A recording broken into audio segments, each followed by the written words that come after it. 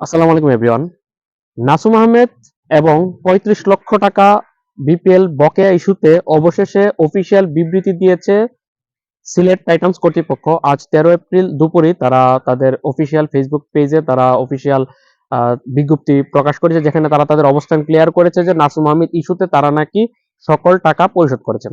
এখন যারা এই বিষয়টা সম্পর্কে অবগত আছেন, নাসুম আহমেদ এবং সিলেটের মধ্যকার সমস্যাটা কি তারা তো জানেনি। আর যারা জানেন না তাদের জন্য একটু ছোট করে যদি সারমর্মটা বলি, গতকাল নাসুম আহমেদ ফেসবুকে একটা পোস্ট দিয়েছিল। সেই পোস্টে সে ইঙ্গিতপূর্ণভাবে বলেছিল যে ৩৫ লক্ষ টাকা কোনো বড় সংখ্যা নয়, দায়িত্বটাই বড়। এটা দিয়ে মূলত সে কি বুঝিয়েছে পরবর্তীতে সেটা জানা যায়। গতকাল বাংলাদেশ একটি দৈনিক ডেইলি সানকে একটি লম্বা সাক্ষাৎকার দিয়েছে, একটা অফলাইন সাক্ষাৎকার, যেখানে অফলাইন সাক্ষাৎকারে সে বিষয়টা মেনশন করেছে যে তার সাথে নাকি সিলেট টাইটান্স কর্তৃপক্ষের ৭০ লক্ষ টাকার একটা চুক্তি হয়েছিল। সেই চুক্তি অনুযায়ী সে পুরো টাকা পায়নি, সে ২৮ লক্ষ টাকা পেয়েছে। বাকি টাকা সে এখনো পাওনা রয়েছে। সেটার উপর ভিত্তি করে কিন্তু বাংলাদেশের সকল দৈনিক এবং অনলাইন পোর্টালগুলো নিউজ করছে, এবং সেই নিউজের পরিপ্রেক্ষিতে আজকে সিলেট টাইটান্স কর্তৃপক্ষ একটা বিবৃতি দিয়েছে। সেই বিবৃতিতে তারা দাবি করছে নাসুম আহমেদের সাথে তাদের চুক্তি ছিল ৩৫ লক্ষ টাকা, সেই ৩৫ লক্ষ টাকা তারা পরিশোধ করেছে। আর মৌখিকভাবে একটা অ্যামাউন্ট ধার্য করা হয়েছিল, যদি তাদের দল সিলেট টাইটান্স চ্যাম্পিয়ন হয় সেক্ষেত্রে নাসুম আহমেদ কিছু বোনাস পেত। সেই বোনাসটা এখন পাচ্ছে না, কারণ সিলেট টাইটান্স এবারে বিপিএল চ্যাম্পিয়ন হতে পারেনি।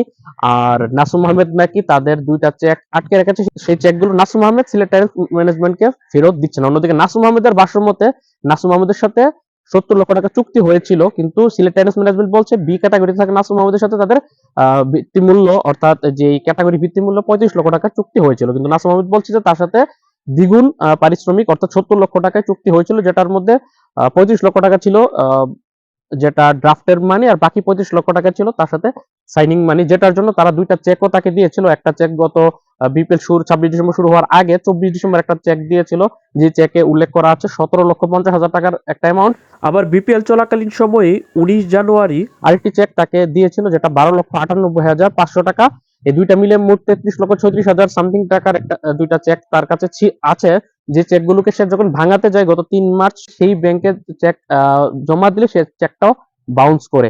এই নিয়ে কিন্তু বিস্তারিত সে সেখানে কথা বলেছে, এমনকি এটাও জানিয়েছে যে সিলেট টাইটান্সের মালিক মাহিদুল ইসলাম সামির সাথে তার একবার কথা হয়েছিল, এবং সামি জানিয়েছিল টাকা দিবে। পরবর্তীতে সামির ভাইয়ের সাথে যখন কথা হয়, তার নাম খুব সম্ভবত বলেছিল সাদি, তার সাথে টাকা পয়সা নিয়ে একটা গ্যাঞ্জাম হয় ফোনে বা সোশ্যাল মিডিয়ার মাধ্যমে, যেখানের মধ্যে নাসিম আহমেদ নিজে স্বীকার করেছে যে সে নাকি ওই সাদি ব্যক্তির সাথে নাকি খারাপ ব্যবহার করেছে। পরবর্তীতে এটা নিয়ে নাকি একটা ২ মিনিটের ভয়েস নোটও নাকি সে মাহিদুল ইসলাম সামিকে পাঠিয়েছিল, যে সিলেট টাইটান্সের মালিক।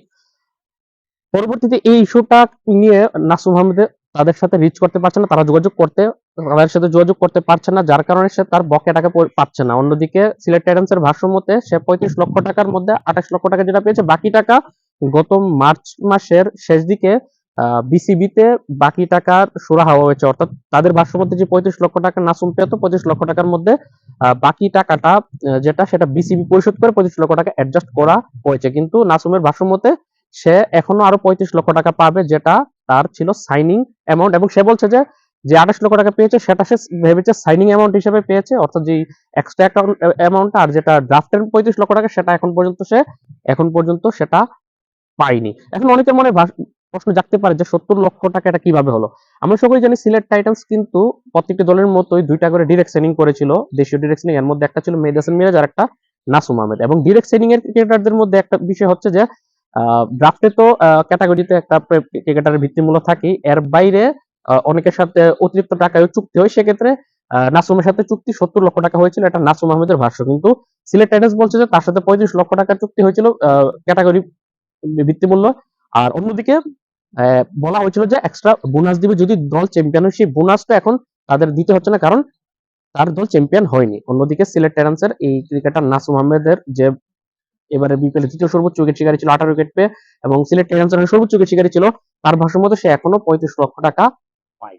এখন এই ইস্যুটা নিয়ে সিলেট টাইটান্স তো আজকে বিবৃতি দিল যে তারা তাদের কাছে নাসুম কোনো টাকা বকেয়া পাওনা নেই, ৩৫ লক্ষ টাকা পেত, সেটা পরিশোধ করা হয়েছে বিসিবির উপস্থিতিতে। অন্যদিকে নাসুম বলছে যে তাকে বিসিবি যে বাকি অ্যামাউন্টটা দিয়েছে অর্থাৎ 28 লক্ষ টাকা তো সিলেট কর্তৃপক্ষ দিয়েছে, তাও সেটা ভেঙে ভেঙে, অর্থাৎ যে দুইটা চেক দেওয়া হয়েছিল সেই চেকগুলো তো বাউন্স করেছে।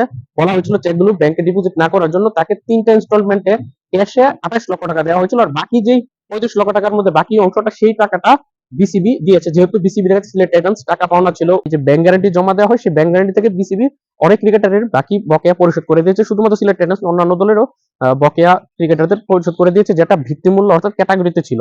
কিন্তু ক্যাটাগরির বাইরে যে টাকাটা সেটা ওই ফ্রাঞ্চাইজি পরিশোধ করার কথা ছিল, কিন্তু এখানে ফ্রাঞ্চাইজি সিলেট টাইটান্স বলছে যে তাদের সাথে সরাসরি 70 লক্ষ টাকার লিখিত চুক্তি হয়নি, মৌখিক চুক্তি হয়েছে, কিন্তু মৌখিক চুক্তি তারা টাকাটা দিবে না, কারণ তার দল চ্যাম্পিয়ন হয়নি, চ্যাম্পিয়ন হলে টাকা দেওয়ার কথা ছিল।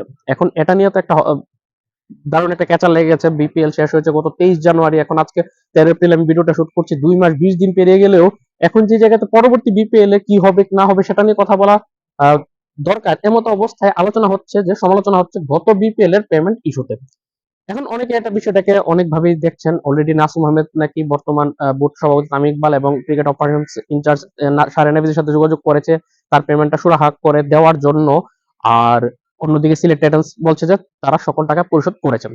এখন যদি ওই 70 লক্ষ টাকা যদি কাগজে কলমে যদি চুক্তিবদ্ধ না হয়ে থাকে 70 লক্ষ টাকার বিষয়টা, তাহলে ওই 35 লক্ষ টাকা যেটা পেয়েছে, 28 লক্ষ টাকা সিলেট দিয়েছে আর বাকি টাকা বিসিবি দিয়েছে, যে 35 লক্ষ টাকা সেটেলমেন্ট হয়েছে সেটার বাইরে হয়তো বা নাসুম আহমেদ আর টাকা পাবে না যদি সিলেট টাইটান্স দিতে না চাই।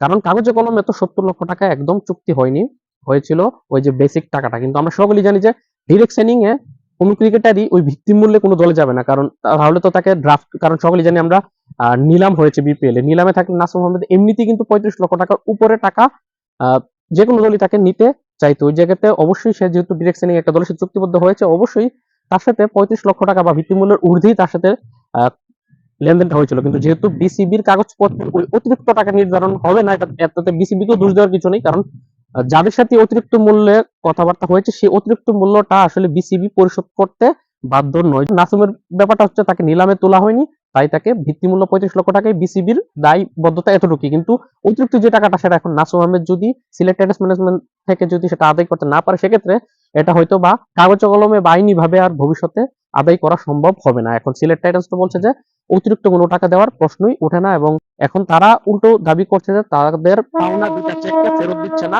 নাসুম আহমেদ। এখন নাসুম আহমেদ সেই চেকগুলো আটকে রেখেছে, এখন এটাই অনেক বড় একটা ইস্যু হয়ে দাঁড়িয়েছে। এখন আপনার মতে এই যে চেক ইস্যু বা এই পেমেন্ট ইস্যু, এটাতে আপনি কার দোষটা আপনি বেশি দেখছেন? আপনার মতামত অবশ্যই কমেন্টে জানাবেন। আল্লাহ হাফেজ।